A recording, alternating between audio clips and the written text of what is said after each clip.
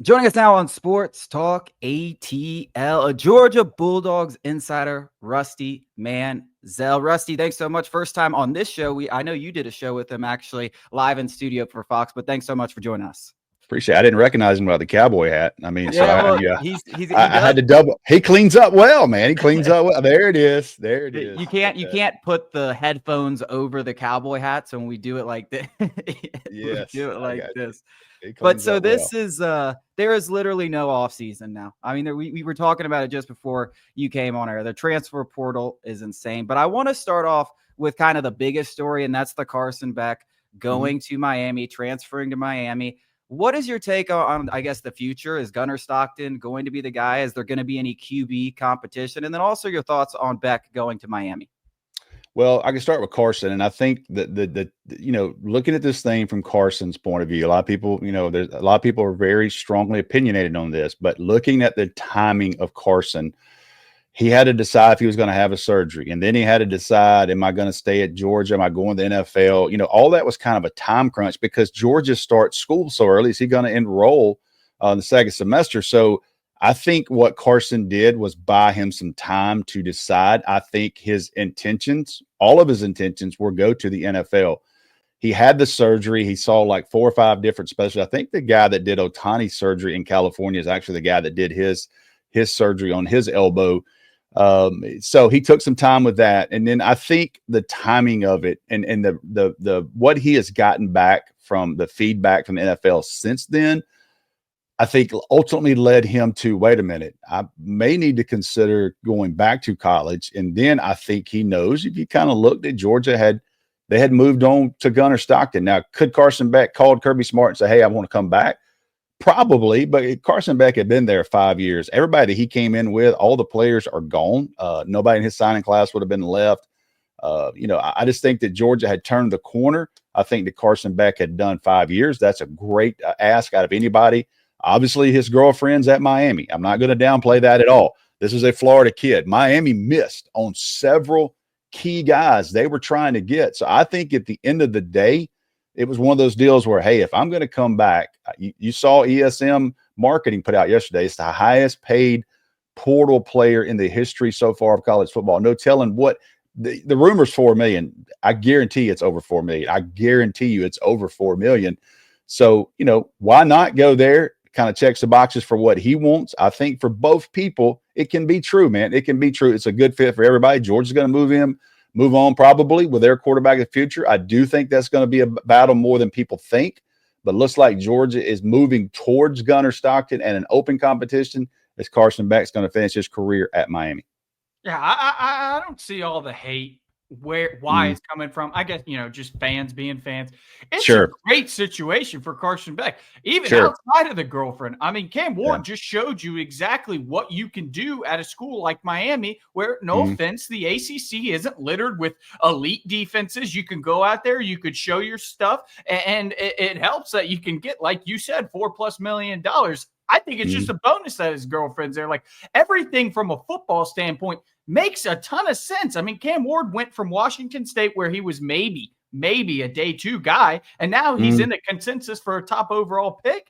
Carson Beck, I know Georgia had its struggles, and we'll get into that, but I mean, Carson Beck looked damn good there for a while. He just didn't have much help this year. I think it was a wildly crazy to go to the NFL with this surgery, just because what kind of team is going to take you in the first round? Hell, even day 2 with that kind of, we don't know what your elbow is going to look like. So I think it was the perfect situation for him and Georgia. Agreed. Like, it's okay if both things can be true, where, his time in Georgia run its course, and Miami is there with a big bag. And he's like, yeah, my girlfriend's there. I can go and play and definitely improve my draft stock. I thought it was the perfect situation all around. I agree there. And I think the key word you said is ACC. Look, I think the ACC has some really good football teams, but you're not going to be in what I consider a Braveheart battle every single week. You know what I mean? Where 2 teams are going to line up at the top of the hill and they're going to have some bad collisions. At times the ACC is down. You saw in the bowl games how they struggled. And look, there was a reason that a lot of people wanted that North Carolina job, and it wasn't because of their Jordan deal. You know what I mean? Like, that's the league to get into kind of right now. If you've got some money and why it's down a little bit, and Clemson's down a little bit, and wherever these teams go. But I think Carson Beck's going to tear it up at Miami. I really do. Me too. I think he'll tear it up there for a year. We'll see how it goes. But obviously, obviously this year for him, NFL scouts are going to look and go, what happened? What happened with these 12 interceptions? He did not have much help at all. But there were also times where he looked like a deer in headlights too. So he's got a chance to redeem all that. The biggest question, guys, is health and can he get back to his arm? Because the NFL people that I heard from was like, this guy can't even throw until June. So that pretty much eliminated him, that variable, I think, of him getting back, because he's got a chance. If he goes and does what Cam Moore does, Carson Beck's got a chance to make a hell of a lot of money next year going into that draft. Yep. Yeah, I agree. Let's get into some of these transfer portal targets, some guys that Georgia's landed, specifically at the receiver position. Zachariah Thomas out of USC. Noah, I'm forgetting his last name. Zachariah Branch. Noah Thomas. Yes. Yeah, there you go. I got him too confused. I was like, wait, I'm pretty sure it's Noah Thomas when I went to Noah. That's right. Two guys that kind of have differing qualities. You got the speedy Zachariah Branch. You got the bigger bodied Noah Thomas. This was obviously a receiving core that even over the last several, well, I guess you had Brock Bowers and Ladd McConkey, but it hasn't been up to the par with the rest of Georgia's rosters, particularly this year. What do you expect to see from those two guys? I look at Zachariah Branch, and that's a kid I covered in high school out of Bishop Gorman, and I'm like, this guy, I mean, I certainly didn't anticipate him going to Georgia out of high school, but I remember going to him like, this guy's electric. This guy's one of those 1%ers, the change of direction, being able to get north and south so quick. For whatever reason, it did not work there. You know what I mean? And that doesn't mean you don't write a kid off. I mean, you look at Jermaine Johnson. He didn't have a great career at Georgia. He goes to Florida State, blows up. He was a first rounder. So those types of things happen. I think this guy's electric. I think with Mike Bobo, you look at what, to me, he reminds me a lot of Malcolm Mitchell, who went on to the Patriots, had a great career. Mike Bobo used him at Georgia, a lot of stuff, just getting the ball in his hands and letting him be an athlete. But you look at Noah Thomas, I think this was the guy they could not miss on. This is an X-receiver. They did not have an X-receiver that was consistent this year. This guy's 6'6". Texas A&M brought in two other receivers. The relationship with James Coley there, who coached him as a freshman, recruited him to Texas A&M, ultimately gets him to Georgia. USC was trying to get him to get on a plane after the visit to Georgia. Texas was recruiting him. And credit this young man. He didn't let the visit high get him. He goes to Georgia. He spends 48 hours. He and his mom and dad. He goes home. He sits on it for 24 hours, thinks about it, and then he commits to Georgia. But I'm telling you, there's going to be other people have a lot of headlines, but the get of Noah Thomas for Georgia, I think, is going to be huge for Gunnar Stockton. I've been around Gunnar Stockton. If he winds up winning a job, I've been around him since the 9th grade. He throws a great deep ball and a great back shoulder thing. I think the strength of Gunnar Stockton, to me, if he wins the job, I got to be careful with that, is outside the numbers. I mean, he's really good outside numbers. You see that ball he threw to Arian Smith on the money. You saw he threw a ball to Dylan Bell, a long deep ball, who wound up dropping it. Kind of a summary of the season, how things went. But he throws a great deep ball. You look at Noah Thomas out on the edge for Georgia at 6'6". I think that was a thing. And I do think too, guys, I think a lot of people were waiting to see Gunnar Stockton play against Notre Dame. I think schools are negative recruiting Georgia, going, that guy just runs the ball. For his first 6 quarters, can you imagine this? Your first 6 quarters of major college football, you played 2 against Texas and 4 against Notre Dame. You know what I mean? So I think he held his own, and I think there's some things they can build with him if he winds up winning a job. Yep. Couldn't have said it. They didn't lose that game because of Gunnar Stockton. I mean, I'll go to my grave. I know the scoreboard said one thing, but we got Notre Dame fans giving me hell in YouTube comments. They did not dominate. That game was won on 3 plays and 3 plays alone. Gunnar Stockton didn't lose that football game. And I think a lot of, the Carson Beck hate was, again, some of the interceptions were him, but he didn't have a lot of help. We talked about all the receivers. The offensive line, too, was outside of maybe Kirby Smart's first year, one of the worst units I've ever seen. Now, I don't know if it was talent. I don't know if it's coaching. I leave that to smarter people than me. But it wasn't just the receivers either. Yeah, the inability to run the football at Georgia was the biggest surprise to me. I mean, the drops and those types of things, you just never know. These are big time athletes. These aren't guys that they went and picked up, at the SAE house trying to play wide receiver. These were big time guys that, they can play. They just got in their head. I think got inconsistent, not natural ball catchers, collection, that type of thing. The inability to run the football, to me, this year was the biggest shocking thing there was. And you want to go to Mike Bobo, you want to go to Stacey Searles. Okay, fair enough. This is big boy football, and those guys get paid big money. History shows under Mike Bobo, he's always been able to run the football. What is one of the strengths of Stacey Searles? Any offensive line he's ever been involved with is being able to line up and run the football. They have NFL guys up front right now. 4 of those guys are leaving, and 4 of those guys will end up somewhere in the NFL. There's offensive line. For whatever reason, man, they could not run the football. And I guarantee you this, 2 things that Kirby Smart is going to do in the offseason, and it's bad news if you're playing Georgia, if you're playing for Georgia, because they're going to work on tackling and they're going to work on running the football. And what does that mean? Collisions. There's going to be a lot going on in spring football because that is 2 things that is not a staple of a Kirby Smart team, not being able to run the football and bad tackling. The first time I've seen it, quite honestly, under him. So the 2 areas you mentioned in offensive line, and you mentioned 4 of them are going to the NFL, despite kind of underwhelming. It wasn't supposed to be that way coming into the season. The other position, you have Damon Wilson transferring. You have multiple guys going to the NFL on the end and at the jack linebacker. Those 2 positions have long been strengths at Georgia. How are they going to address those issues? Are there younger guys you're confident in? I know there's some freshmen coming in, especially on the edge, that people are really excited about. How are they going to address those 2 positions and get them back to like kind of the Georgia way, I guess you can say? Well, there's no sugarcoating Damon Wilson. I mean, you take a kid like that and he's a 5-star and you bring him in his freshman year, you start playing a little bit. Then you come in your sophomore year and you start seeing those glimpses of like, oh, this is a dude. And then you see the Texas game where the physicality, chasing and running down Ewers, playing games like that. Then you see him against Notre Dame and you think, you know what, this is the next guy. You and I talked about Jalen Walker in that open podcast we did this year. And I knew that Jalen Walker was going to be the next guy. I thought Jalen Walker was about to take that step. A lot of people didn't realize what he had, the package he had on the field. And he wound up being that guy. I thought Damon Wilson was about to do that for Georgia. So that's a big loss. You don't sugarcoat that. But at the University of Georgia, you recruit highly recruited players. It just means that some of these kids are going to have to play young. I think Gabe Harris is the next guy in line over there. Young man, 6'4", 250 pounds. I'm really excited about him. Then you look at somebody's a dog fan. Yeah. Then you look at he loves to interrupt the show from time to time to give us a I get it in my house too. I get it in my house. I think the guy that's a sleeper, and I'll go ahead and give you a guy on January. We're recording this in early January. Quintavious Johnson, 6'5", 255 pounds. Listen, this guy was playing quarterback a year ago at Mays High School. Georgia works him out. Big jumbo athlete. They work him out. He plays defense his senior year at Mays, but Georgia works him out. And they're like, wait a minute, this guy can play. He ran down on all special teams. Now, I'm not saying he's going to be Damon Wilson next year, but this guy has some potential to take some really good reps for Georgia.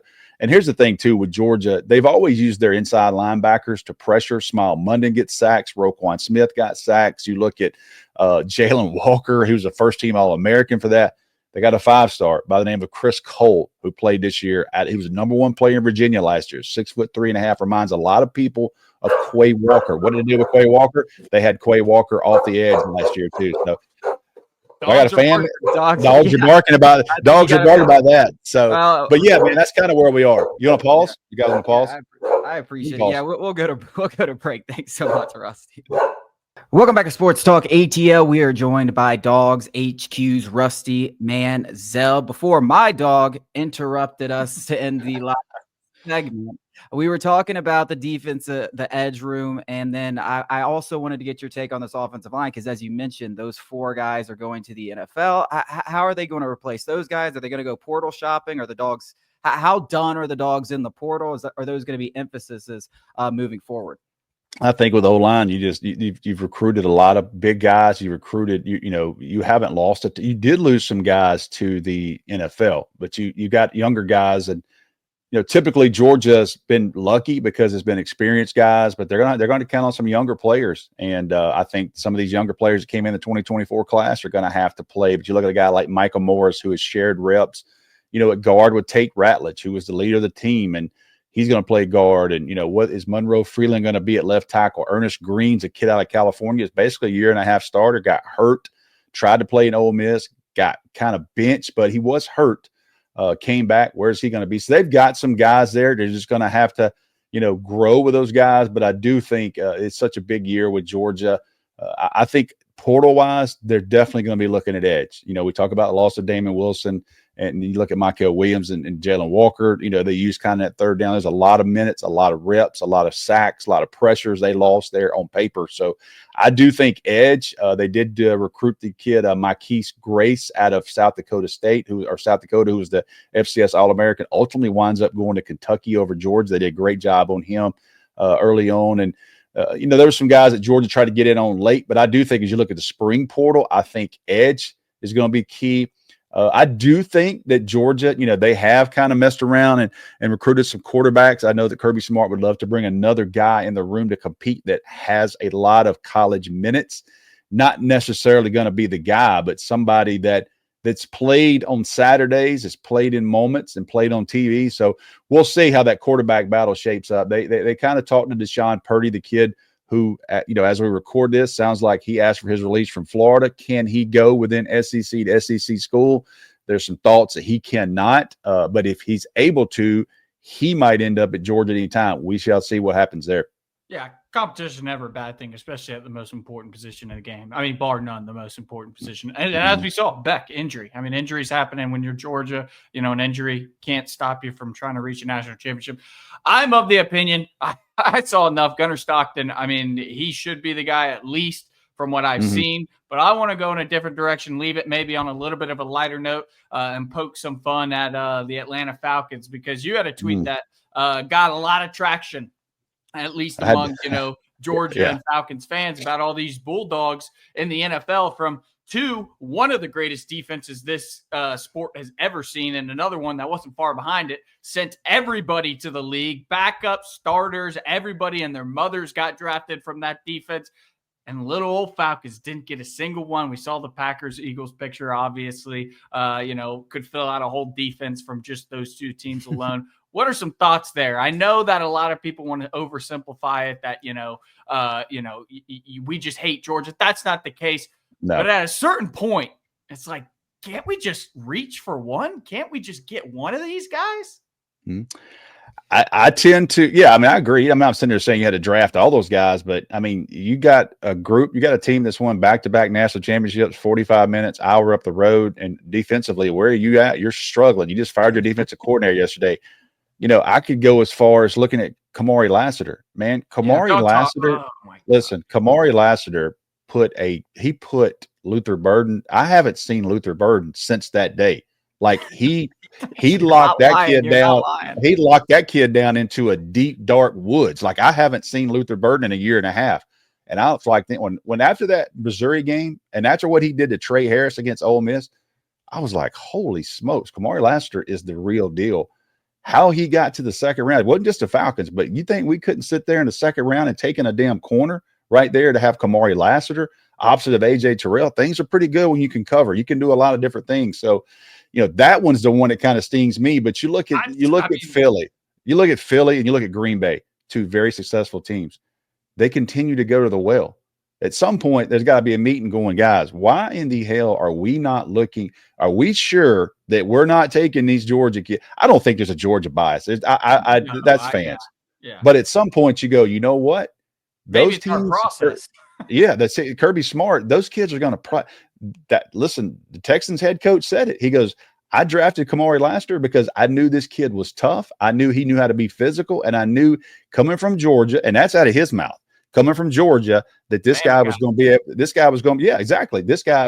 able to freaking play. So at some point, somebody in that room is going to have to go, what guys, we got to start looking. And I'm not trying to jinx it, and I don't want to damn mess us up. But if Jalen Walker's there at 15 and we don't take him, I'm burning this damn Steve Barkowski jersey. I'm telling you right now.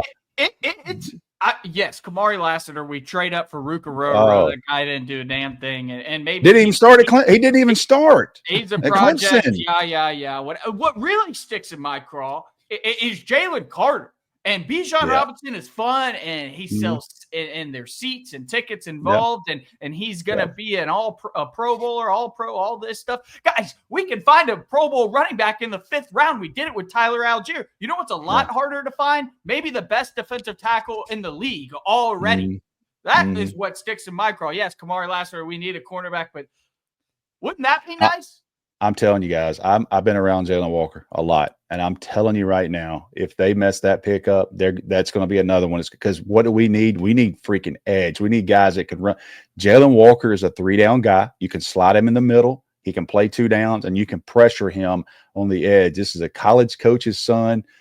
Kirby Smart said one of the best leaders he's ever had in his locker room. I think he said Jalen Walker got the most votes he's ever seen on a team vote for captain. If that doesn't speak volumes for you, and you think Jalen Walker, this is what I call it, AIS, ass in seats. You think Jalen Walker wouldn't put some Georgia fans in some seats? You think these Georgia fans aren't sitting here going for Philadelphia? You're crazy if you don't think that's not going on. Now I know the Falcons are our team, but there's definitely a rooted freaking interest in the damn Philadelphia Eagles because we're sitting up there with all of our homegrown kids who play on that team and Green Bay and everything else. So I know you can't just sit there and draft Georgia players, but I promise you right now, somebody would have to look me in the eye if I'm Arthur Blank and going, what happened and how the hell did this happen? Yeah, I completely agree. I mean, you said it perfectly. It's the 2021-2022 national champion teams, probably the best defensive teams we've seen since like 2000. And the Falcons have needed defense, and not to come away with one of those guys who you could have become intimately familiar with at any time that you wanted to. It's the process, like you like to say. But Rusty, really appreciate you for hopping on. Thanks so much. It was great to talk to you. Thanks, guys.